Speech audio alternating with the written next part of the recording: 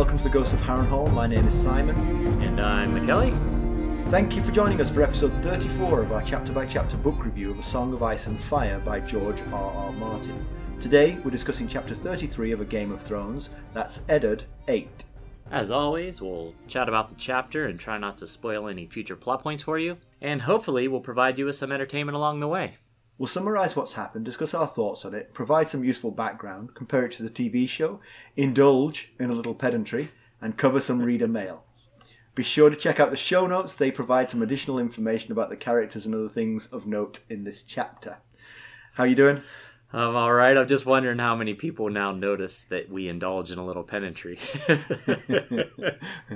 Well, regular listeners will smile every time, That's I right. think. From now until eternity. Or until we get too old to do this anymore. Which is about the same time, I think. Yes, that's right. Stacey and I have been watching that Tiger. Is it like Tiger King or Tiger Boss? Are you the only person in America who's been watching that? Yeah, it is something. Have you watched it at all? I'm part of the way through. All right. Yeah, it's amazing. It's an absolutely amazing thing. It is. Carson and I were discussing that it has everything in it, and then I said, and not only that, but it has things that I didn't know belonged to everything in it. You know, it's redefined what I meant by everything. You know? It had everything, and then it had things that didn't even belong in everything. Had everything and then some. So I didn't know this, but Stacey said she already knew the story because it was originally, before it was a Netflix series, was done as a podcast. I don't know if it was by the same people or not, but it was a podcast. I think she said it was called Joe Exotic or something like that. So, right, I'd seen him before because I saw the episode of John Oliver that he was mentioned. Okay. I saw that episode. So as soon as I saw it, I was like, I know that guy. He stood for president. He did. I haven't gotten to that part yet. Oh, yeah. Oh, sorry.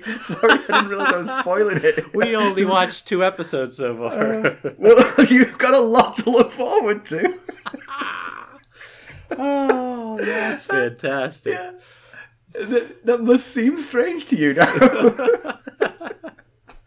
Oh, well, to any listeners who have not watched it yet, it's worth it. It is definitely worth it. The thing is, what gets lost is the thing is, he portrays his nemesis in that show as such an awful person that you actually lose track of the fact that her message is kind of right. You know, they shouldn't be doing what they're doing. Yeah. Oh, yeah. Absolutely. I mean, but he manages to portray her into such a monster that you kind of don't believe her either. Yeah, I feel in that way. I mean, we've only watched 2 episodes, but the fact that she has like entire army of volunteers that do all the work for no pay, and the one lady said she works 5 days a week, 6 hours a day for no pay, and I was like, my goodness, and including Christmas. It's yes. Anyway, but weren't we supposed to talk about something else today? I feel like there was some book we've been reading or something. Oh, you mean Game of Thrones? I do. I was like, God, I don't remember. I don't remember what you're talking about here. Yes. Let's get down to business. A quick recap of what Eddard was up to last time we saw him. Let's do that. So Ned had spent a nice day with Robert at the tournament before Ned heard from Varys that Queen Cersei had planned to get Robert killed in the melee. Also, that Jon Arryn was killed for asking questions. Air quotes. Since then, he's heard a story from Arya about a plot to kill him, which he seemed to discount, and was preparing to talk to Yoren of the Night's Watch, which we presume was about his wife Cat taking Tyrion Lannister hostage at the inn at the crossroads, because that's the one thing that Yoren knew that he would come to tell Ned about. Yes, you'd think. Since Arya straight up asked him if it was about Benjen, and he said no, there's not a lot of other talking points the two of them have. Right. Do you want more men for the Night's Watch? Well, yes, but it's a different thing. So, why don't we give them the summary? Okay, so King Robert's graced the small council with his presence. You might think that Ned'd be pleased about that, but you'd be wrong. It seems that Lord Varys has given Robert the news that Daenerys Targaryen is pregnant, and Ned and Robert find themselves on opposite sides of the plan to have Dany, her unborn child, and Viserys killed. The debate gets very heated. Ned says that the plan to kill a 14-year-old girl is nothing better than murder. Robert does not care. He just wants it done. When the pair have exchanged angry words to the point Robert can take no more, he asks for the opinions from the rest of the council, who've been keeping quiet to this point. All of them, apart from Barristan and Selmy, stand with the king. Ned says he will not put his seal to the order, and when Robert replies that he will, or he will find a new hand who will, Ned pulls off his Hand of the King clasp and lays it in front of Robert. And a furious Robert tells him to get out, and if he sees his face again, he'll have his head on a spike. Ned returns to the Tower of the Hand and starts the process of returning to Winterfell. He's torn between looking forward to being back in Winterfell and disappointment and fear over leaving the job here undone, and with the realm so in debt. Petyr Littlefinger Baelish arrives and tells Ned that he's willing to take him to the brothel that he has to this point been looking for so ineffectually. Yep. That's all that happens. It's a short one. It is. It's short but impactful. That's how I'd sum it up. Yeah. The way I think about it is it revolves basically around two conversations. One at the small council meeting and one between Eddard and Littlefinger in Ned's chambers. Yeah, I mean, and I mean, really, just to sort of summarise before we sort of look at things in detail, we knew this point was going to come between Ned and Robert. There just was no way this couldn't come. Yep. But that it's come so quickly and so over something that doesn't really matter. I mean, Ned's right. Murdering a 14-year-old girl is not great, but to give up over this one thing just seems, and in some respects, what again, jumping ahead to what we're going to talk about later, what Petyr Baelish says about there are more effectual ways to fight the king than just to say no to him. Yep, I had the same thought. Yeah. Anyway, let's get to the sort of play-by-play. Let's walk through the small council meeting. Why don't we?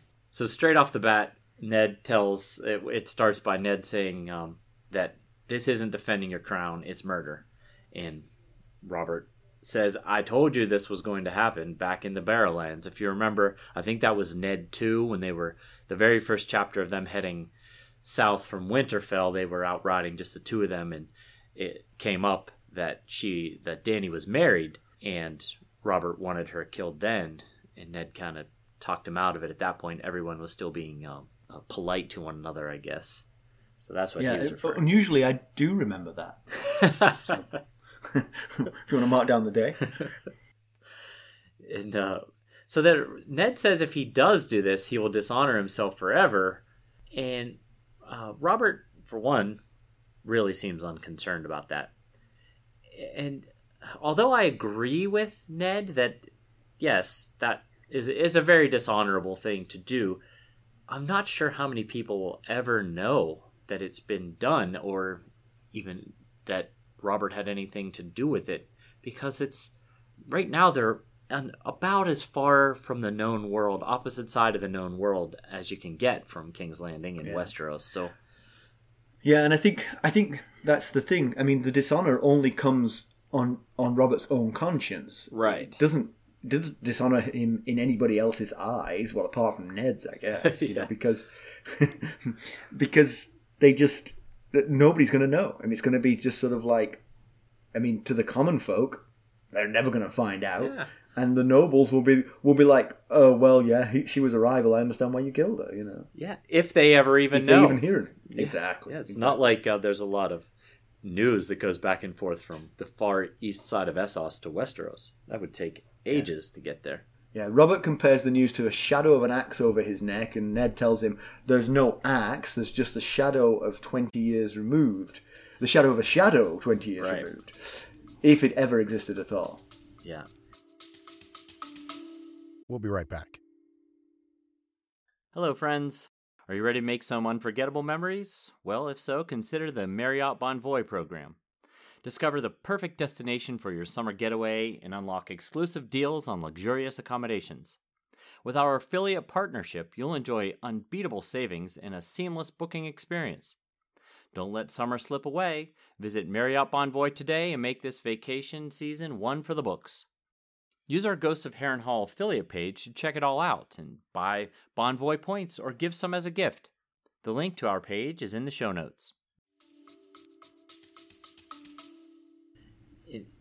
That had me thinking, so Robert's hatred of the Targaryens has gone on for so long, and I get that. I guess I get that. It seems like he might maybe chill out a little bit, but you'd also think he'd be a little bit more secure in his grip on the Iron Throne.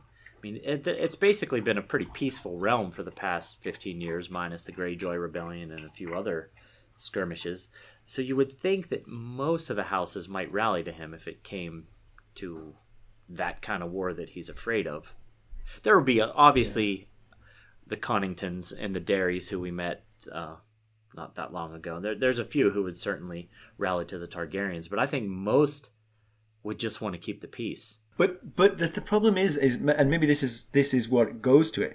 Robert must realize in his sober moments what a failure he's been as a king, and why nobody would rally to his side purely off the fact that he's a good king. Yeah. They might rally to his side because he's the current king. Right. They might rally to his side because they still loathe and fear the Targaryens because of their recent rule. But no one's going to do it because they're going to say, "Oh, Robert's the best king we've ever had," and that's got to play on your conscience, I would think. That's true. Yeah, that's a good point. Yeah, but the other thing is, they do represent. Robert is right. They represent a genuine threat to his throne. They have a real claim to the throne, better than he does. Right. If you think of the throne as being a hereditary thing, it's a better claim than him. And so, if he can get rid of them, there's nobody left that has a better claim to him. Than him. So it's much harder for anybody else to rise up against him because nobody else can compare with their claim. Yeah, that's very true. But Varys takes umbrage to Ned's term, if it exists at all. My question there is Varys' motivation. So we distinctly heard him talking with Illyrio Mopatis in a plot to remove Robert from the throne and replace him with a Targaryen. Right. Now we hear him clearly saying to the small council that we should kill Daenerys. It's what needs to be done. And I mean, okay, if you're genuinely plotting against the Targaryens, if you're genuinely plotting for the Targaryens, why even bring this news? Absolutely. Why even bring this news? Keep this from them. Right. So he's playing both sides in some way here because he's absolutely doing what Robert would want him to do. Robert would want him to bring the news and then to agree with him that murder is the solution to the problem. Yes, right. Maybe he's hedging his bets that Robert's going to end up failing in this attempt, and it would just make him look worse, and then give the Targaryens a boost in favor. Right, yeah. So the fact that he would stoop so low is a boost to the Targaryens' fans, or perhaps even a catalyst to sort of like rise up against him. Right. This is the kind of thing that Aerys did, and we got rid of him. So yeah, that makes sense.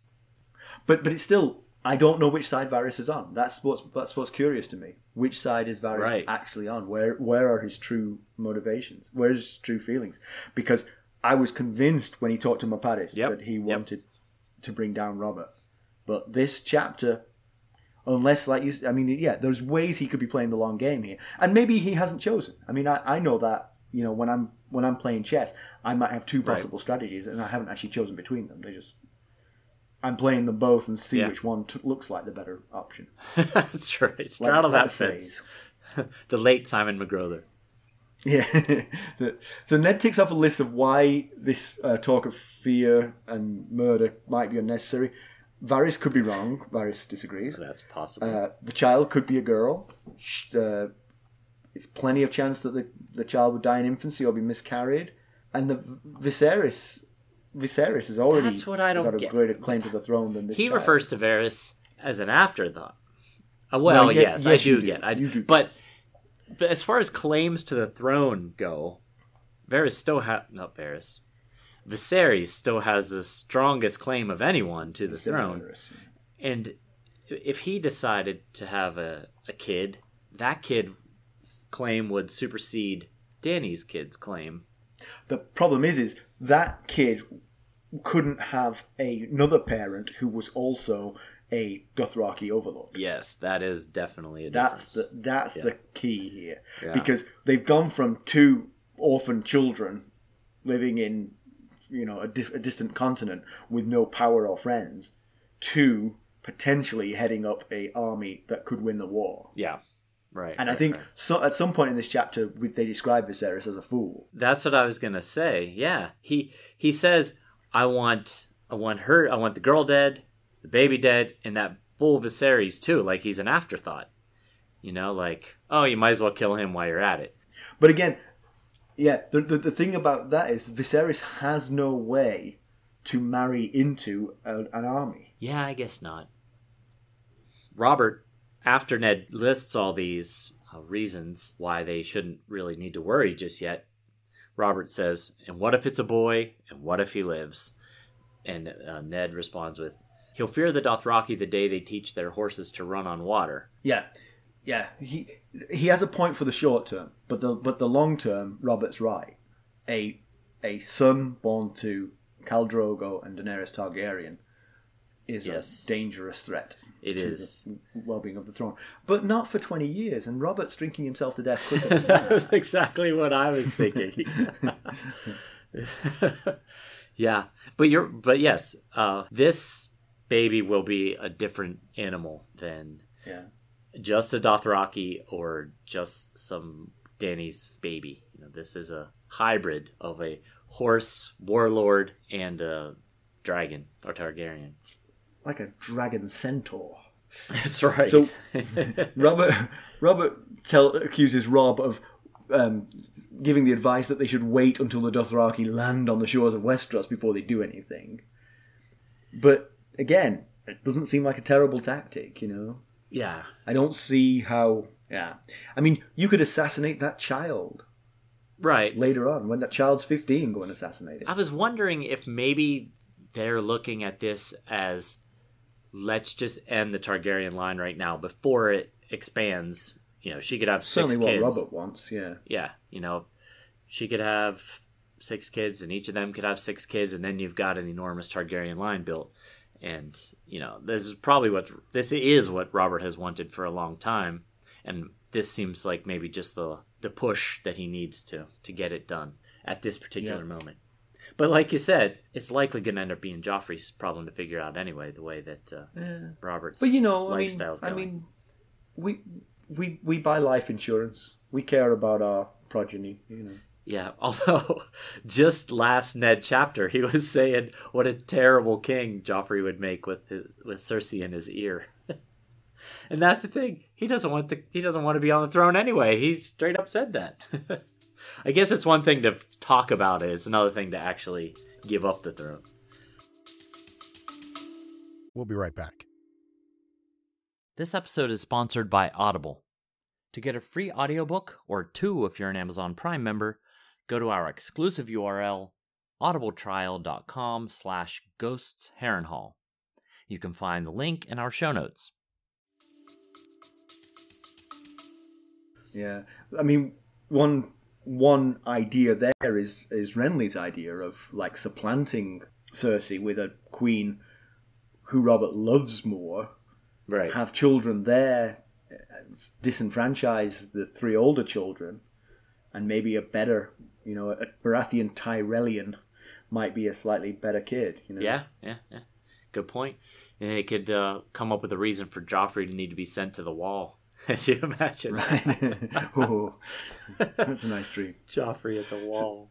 So on the subject of Renly, he chimes in that the matter's simple. We should have killed them ages ago, but Robert made the mistake of listening to Jon Arryn. Yeah. So Renly, he is a constantly evolving and interesting character. He's quite he seems the to be enigma. Smiley and jokey. Yeah. But he can be ruthless and cold at times, and he is plotting in some way. Well, the only actual evidence we have for his plot was him showing the picture of Marjorie Tyrell to Ned. But Varys' explanation of that made a lot of sense, Yeah, of course, a lot that Varys said that end of that chapter made a lot of sense. And now, looking back at it, it looks like he might have just been telling Ned stuff that he wanted to hear, because he's contradicted himself multiple times. He's contradicted himself and then gone back and uncontradicted himself with the whole getting Robert killed thing. Yeah, I wonder if his philosophy is to just always be agreeable to the people he's talking to. Sure. So maybe he's not directly plotting, just a yes man. In terms of, because I think he sees himself as a facilitator, not an instigator. Right. Yeah. And so he doesn't feel the need to take a side, simply to pass information, share information, and make some choices depending on where he thinks the wind is blowing. But yeah, that makes sense. I could see that. So Ned's response to Renly, after Renly says that Robert made a mistake by listening to Jon Arryn and not having them killed ages ago, is that mercy is never a mistake. I guess I kind of want to debate whether that's true or not, because I have a question about whether that statement is true. But he follows that up by relaying a story of Barristan Selmy during the Battle of the Trident, where Barristan killed dozens of men while fighting against Ned and Robert, but was gravely wounded. And rather than have Selmy killed like certain people wanted, Robert instead said he won't kill a man for loyalty nor for fighting well, and had Robert's own maester tend to Selmy's wounds. So Ned's point was, you have been empathetic before and spared someone's life. Yeah, but I think the difference here is the claim to the throne. Yes, but Selmy had no claim to the throne. Exactly. If Selmy had been a 14-year-old girl injured in battle with no claim to the throne, he would have nursed her back to health. And if Daenerys was a 65-year-old man with a claim to the throne who happened to be pregnant, he would send assassins to kill him. It's purely the situational. I think the difference between those two. Yeah. Which if I were Robert, I would point to. I would say, look, I'm not a changed person. If somebody fought against me nobly for a cause that was, and they were loyal to their ruler, I'd show them mercy today. Yeah, Ned doesn't see it that way. That's for sure. But yeah. I wonder about that mercy is never a mistake thing. I'm not sure that is a statement you can necessarily make. I can think of instances where you might show someone mercy and then they turn around and stab you in the back. So yeah, but I mean, you got to live with the consequence of not showing the mercy. You got to live with the right. The guilt of not showing that mercy, and that might be as bad as anything they can do to you. That is true. So yeah, Robert gets he is a little bit affected by Ned's story about Barristan Selmy. He blushes a little bit, and like we were just saying, he says it's not the same. Selmy was a member of the Kingsguard, therefore he has absolutely no claim to the throne. So, and then Ned retorts, whereas Dany is a 14-year-old girl. Yeah, and the argument being from Ned that they ended the Targaryen line to stop the murder of children. Right. But Robert says no, it's to put an end to Targaryens. Yeah, that goes. There are 2.5 left. Right. We were just talking about that earlier, about whether maybe the part of the plot to get a Targaryen back on the throne is that, make Robert look like another mad king trying to kill children. Yeah. And that might work in the Targaryens' favor in the long run. Yeah. Definitely an interesting idea. Then Ned really doubles down on things here. He says, he talks about the change in Robert. Robert never feared Rhaegar Targaryen, who was fearsome. And the years have so unmanned him that he trembles at the shadow of an unborn child. Yeah, he's starting to step on some thin ice now. Oh, yeah, I'd say so.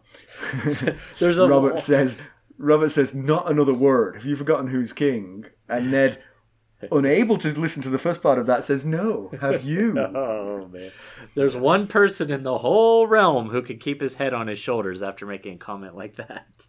Yeah. And so Renly says she's got to be killed. So they turn to the rest of the small council at this point. Varys says we have no choice, sadly. Yeah, Varys once again tries to play both sides. He's on Robert's side. Sadly we have to do this, but he also is trying to be on Ned's side. He says, we didn't mention this, but beforehand he goes on this a bit of a long monologue saying about how terrible and vile it is, but those of us who are charged with ruling the realm sometimes have to do terrible, vile things. And so he's kind of trying to do the Walder Frey thing and beyond. But it's interesting though, because if he is treasonous, if he is working against Robert, the phrase "we must do vile things for the good of the realm" might be a sort of covering his own sins to a certain extent. Yeah. Next up is Barristan Selmy, who says there's honour in facing an enemy on the battlefield and none killing him in the mother's womb. So yeah, no surprise that he has Ned's back. They're basically like two peas in a pod, those two. Oh yeah, for sure. And this is the guy. Selmy is the guy who was saved previously by Robert's moral code. So worked for him once before. Didn't have a claim to the throne. Right. So Grandmaster Pycelle, in many respects, could be the deal breaker here. Because if he were to side, and he makes the point that he doesn't serve the king, he serves the realm. That's his job. So he doesn't have a dog in the fight between the Targaryens and the Baratheons. But if the boy does become a man and he does bring the Dothraki to Westeros, then thousands will die. Yeah. So it makes that's a solid point. It really is. It is. But they're all taking it for granted that this kid has this ambition. He can't guarantee that that's the way this will go. Now, she could have 6 more kids, and one of them might have such an ambition. But he's right. If this kid grows up and puts together an army and comes to Westeros and tries to take his throne back, yes, he's right. Thousands will die because they let this kid live. I read an interesting book once by Stephen Fry, English wit and actor, called Making History, in which the time machine allows someone to go back and kill Hitler before the Second World War. Yeah. And they do it, and when they do it, they wake up the next morning, and the world is much worse. Oh, interesting. The world of the late 20th century is much worse than it was in our reality. Huh. And so they actually spend the rest of the book trying to go back and undo their good deed. Oh, wow. They try to reinvent the time machine to stop themselves from killing Hitler, kind of thing. Yeah, interesting. And so, it's hard to know what Pycelle is saying makes sense, but it's very difficult to know that that's true. Right. It might have the opposite effect. Let's say you kill Daenerys and the unborn baby. This might make the Dothraki so furious that they all band together, they all come, and they all show no mercy to anyone in Westeros. It could lead to 100 times as many deaths, for all you know. That's a good point. I like that. Highly recommended that book as well. What'd you say it was called? He's a great Making History by Stephen Fry. All right. When we finish all these episodes, then I'll start that book in about 6 years.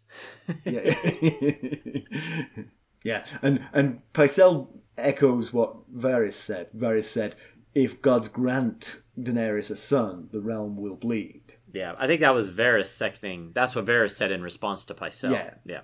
Oh, he said it in response, sorry. Yeah. So. He was kind of like seconding. He really liked his statement. He was seconding it.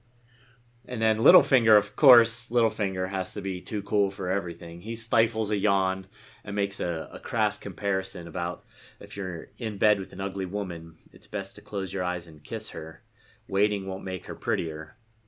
And what he means is, this is a messy deed. Just do it. Get it done. Yeah. So Robert thinks it's over. The small council has voted. Yeah, I'm pretty sure he knew that he was going to get the support he needed from his flatterers and fools, as he once referred to them as. So, but I don't know actually. I mean, honestly, I think Pycelle is a rogue who's got different motivations than just loyalty to Robert. Varys, clearly, he is difficult to read.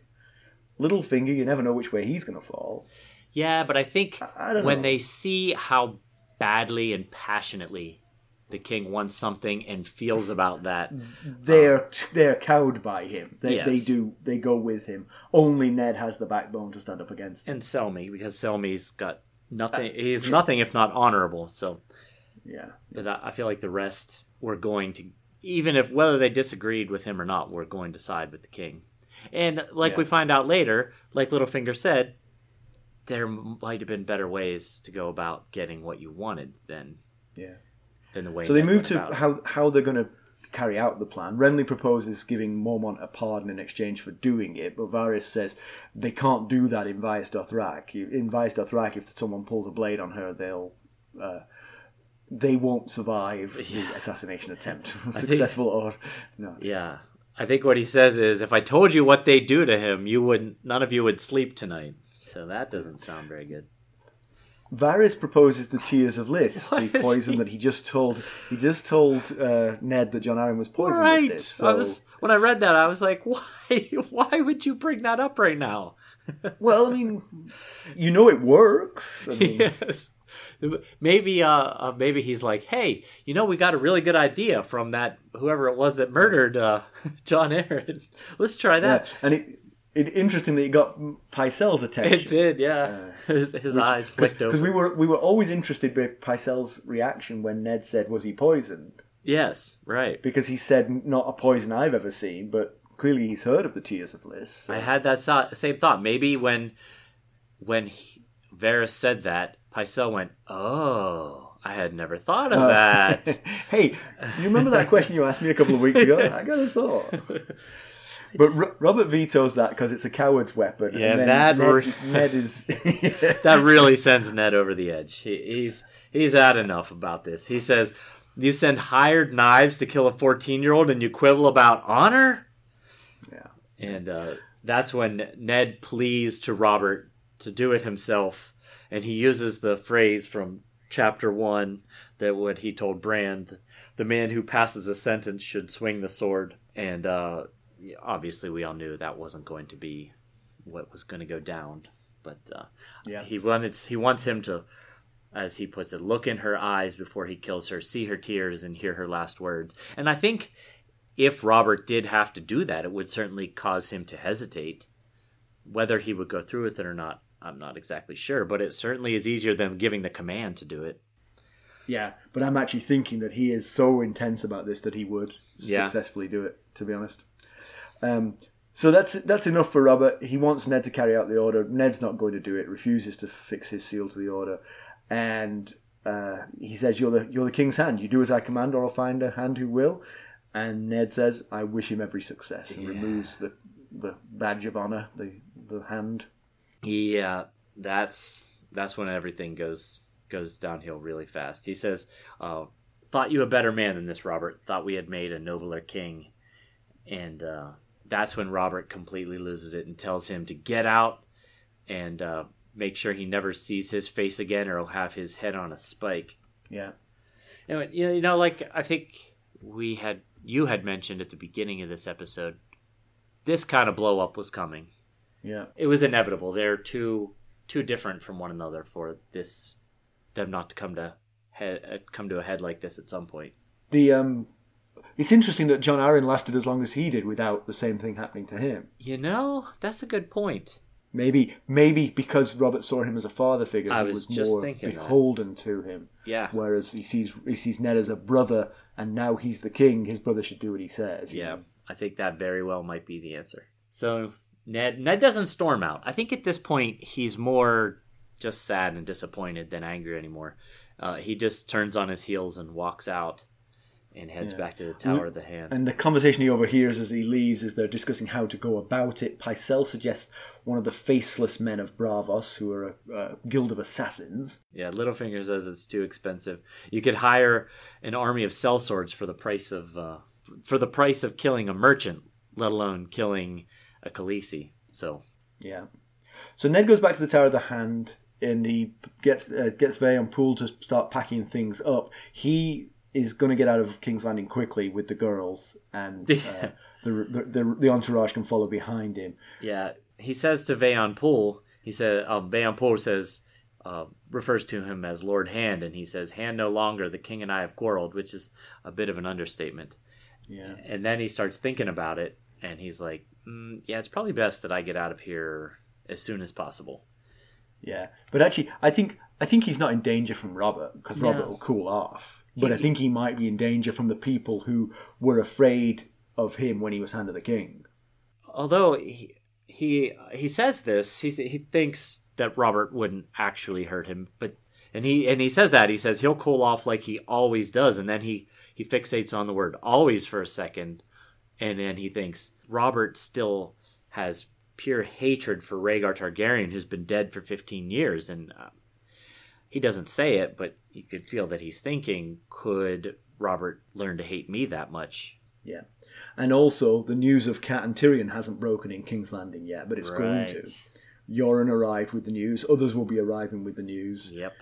It's going to get out, and now he's not the Hand of the King anymore. Yes. All the more reason to be on the road as quick as you can. Yeah, and he mentions this too, that Robert couldn't care less about Tyrion, but he's angry at Ned. This is Ned's wife doing this. It's his wife's brother, who Cersei also doesn't really care for Tyrion, but it all comes back to pride. This is gonna... You could well imagine them taking Ned prisoner as a bargaining or a trade-off chip against Tyrion. You give Tyrion back, we'll give Ned back, Right, which you could never imagine before this fight broke out. I mean... Right, exactly. Not while he's Hand of the King, yeah. Yeah. So he thinks about going by boat because that'll get him out of there quicker, and you can also stop off at Dragonstone and talk to Stannis on the way. Seems like we've already said that's the quicker way to go. Right. It seems like when they go by boat, they have a lot less problems than when they take the King's Road. The biggest problem is seasickness and vomit in the beer. That's right. And Ned, I believe Ned's clean-shaven, so it shouldn't be an issue. But Ned's got some mixed feelings about leaving King's Landing. He's, on one hand, he's very happy with the prospect of getting back to Winterfell. In fact, he's so happy he considers that he and Kat could possibly have another baby when he gets back there. So very happy. But he also has the fear, and as he puts it, that Robert and his council of cravens and flatterers will beggar the realm or sell it off to the Lannisters in payment of debts if they're not kept in check. And that's certainly a concern. Yeah, but then if he goes to Dragonstone, he might get closer to the truth of Jon Arryn's death. Yeah. But then he's also worried about finding out this truth. It feels like the Ned Stark we know would want to get to the truth no matter the consequences. But the Ned Stark we know is also a real guy, and he recognizes that this might be such a dangerous truth he's stumbling close to that it might be better to not know. Yep. So while he's doing all this ruminating, Littlefinger pays him a visit. He's on his way to have dinner with Tanda Stokeworth, and Ned is not in the mood. He says to Littlefinger, "I can't think of anyone whose company I desire less than yours," so he lets him know he's not in the mood. But Littlefinger lets him in on the details, fills him in on the details of the meeting after he left, and he tells him that Littlefinger talked him out of hiring the Faceless Men, and instead Varys will let it know that a lordship waits anyone who does the deed, meaning who does kill Dany and her family, which disgusts Ned. Littlefinger says, "Titles are cheap, Faceless Men are expensive." Yeah, so Littlefinger saved a bunch of money there, but he's also pointing out that likelihood is that this will fail, and that once one attack on her fails, the Dothraki will be more careful and she'll be invulnerable. Solid point. Forward. So he's probably done more to protect her by arguing for this cockamamie plan than Ned did by saying let's not do it. Yep, and he's that's a very solid point. Yeah, there's more than one way to address the problem, and which is why I would say that Ned is wrong to dismiss the small council as flatterers and fools. They are all smart people on that council, with the possible exception of Renly. No, I'm just not sure about Renly. Yeah. It's too hard to know. Yeah, I like him, but I'm just not sure. Right. And they're all thinking things through more carefully than Ned does. Ned just sees the honourable path and just takes that. But I will say, this maybe belongs in pedantry, but I will say there is a significant problem with Littlefinger's plan. Do tell. If you do send an assassin to try and kill Daenerys with the intent of that assassin failing, there's no more surefire way to have the Dothraki gird their loins and gather their sea legs than an attack on their Khaleesi. Yeah. Now they're like, okay, you know what? We were just going to play these Targaryens along for a little while because it was kind of fun, But now we're going to come and invade Westeros and teach you a lesson, Yeah, I can see that. If they know who it was that tried to kill her. Well, I think even Mormont, who was a spy for Westeros, would tell them that was a Westerosi attack on you. Yeah, that makes sense. What else would it be, really? So, before Ned leaves, Littlefinger offers to take him to the brothel he's been searching for. Yeah. That had me wondering, did he know ahead of time, or did he figure it out faster than Jory? I mean, he is the brothel expert of King's Landing. It's curious, yeah. It's curious. It's curious how all of these smart guys know what they know. And some of it we just are left to speculate about. So, anything else about the chapter? No, that's enough, I think. Okay. Background: Faceless Men. So the Faceless Men are a religious society of assassins who worship the many-faced god, who is a god of death. They're based in the House of Black and White in the Free City of Braavos, though they claim to have originated in the Valyrian freehold. The phrase associated with this cult is Valar Morghulis, the High Valyrian for all men must die. Valar Morghulis. The traditional response to this is Valar Dohaeris, or all men must serve. So when someone says Valar Morghulis to you, say Valar Dohaeris back to them. Right. It's just polite. Yeah. Followers of Him of Many Faces consider death to be part of the natural order of things and a merciful end to suffering. According to the Guild, the god is present in many religions under different names, such as the Black Goat in Qohor, the Lion of Night in Yi Ti, and the Stranger in the Faith of the Seven. Yeah. Cool stuff. So I just wanted to talk a little bit about some background between Barristan and Robert, Sir Barristan Selmy, that is, and King Robert. And as we know, it was mentioned in this chapter, and we've mentioned it several times before, that Barristan fought in the Battle of the Trident on the Targaryen side. And as we were told in this chapter, he was seriously wounded in that battle. He was specifically wounded by arrow, spear, and sword, while in the process killing dozens of Ned and Robert's friends, as Ned mentioned. But when he was healed up, Barristan considered seeking out Prince Viserys in exile, but Viserys was too young to rule on his own and had already begun to show signs of Targaryen madness, which, let's face it, things had not improved for that since then. So because his life and the life of so many others had been so chivalrously spared during the war by the new King Robert, Barristan instead took Robert's pardon and was named Lord Commander of the Kingsguard. But it's not all love and roses between Robert and Barristan. Since he was so badly wounded, Barristan was not present in King's Landing when the bodies of Prince Rhaegar Targaryen's children, Princess Rhaenys and Prince Aegon, who were killed during the sack of King's Landing, when they were presented to Robert by Tywin Lannister. So Barristan later felt that if he had been present and Robert had smiled at the bodies, nothing would have stopped him from killing the man. So he and Ned clearly share the same thoughts on child murder. Yeah, and of course, it's interesting that because of course he knew those two children, because he was a Kingsguard to them too, right? Right, yeah. They were the grandchildren of the king, so he probably knew them a little bit. So there was a personal aspect to that too. I guess he also knew Viserys a little bit as a very young child as well. Right. But not Daenerys, because she was born on Dragonstone. Yeah, right? Dragonstone, yeah. Although he, even, what was he, like 7 or 8 when the sack of King's Landing happened, and already Barristan got the idea that Viserys was a little cray-cray. Going a little cray-cray already. When you said that, I thought you were talking about those were rumours that were coming back to them. I didn't realise that was before he left King's Landing. He was already beginning to look like a monster. That's a good question. I mean, he took the pardon right at the end of the war, so Varys couldn't have been more than... Viserys. Yeah, Viserys. That was right at the end of the war that they fled toward the end of it. It had to have been... He had to have been pretty young. No more than 10 at the most, you would think. Yeah.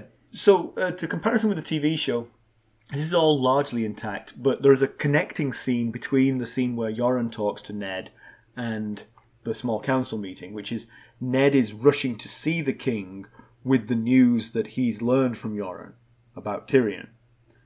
A functionary meets him and says, "Oh, you're wanted at the small council." He's like, "No, I've got to go and see the king." And the functionary says, "The king is at the small council meeting." And he's like, "Oh, okay." And then Ned says, "Is this about my wife?" Quite the poker player, that Ned. The functionary's like, "No, I think it's about Daenerys Targaryen." He's like, "Oh, yeah, that's what I meant. That's what I meant." 4 aces? Is that a good hand? And then the other sort of marginal difference is that Selmy is not part of the small council in the show. Oh, it's the rest of them. So he's Ned just is dropped from that. Ned is really on his own then. Completely on his own. Yeah. Oh boy. So pedantry, apart from the one I mentioned earlier, there's not an awful lot. But what is Varys up to? I mean, I just can't quite tell. It just feels like the last two things we've seen him doing are completely at 180 degrees from one another. Unless, like Littlefinger, he thinks that a stupid, botched attempt on the child's life. Well, actually, yeah, what I just said about Littlefinger's plan is actually might precipitate the Targaryens getting back. You know. Right. Yeah. So maybe that is it. Maybe that's what he's doing. All right, news and notes. I think we had some positive feedback on the indulging story. Oh, the indulging story. Yes, we did. Yes. I'm glad it was well received. Oh man, good stuff. So if you didn't hear that, listen to the previous episode. No, the previous episode. When was it? 2 episodes. Which episode was it? It was Cat 6, I think. Cat 6. I believe it was Cat 6. And also in news and notes, this is sad news, but Odin, the dog that played Summer on the Game of Thrones TV show, died of mouth cancer. Oh, that's sad. It is. I didn't know they were real animals. I just always assumed they were just CGI. When they were younger, I believe. I think at some point they became CGI.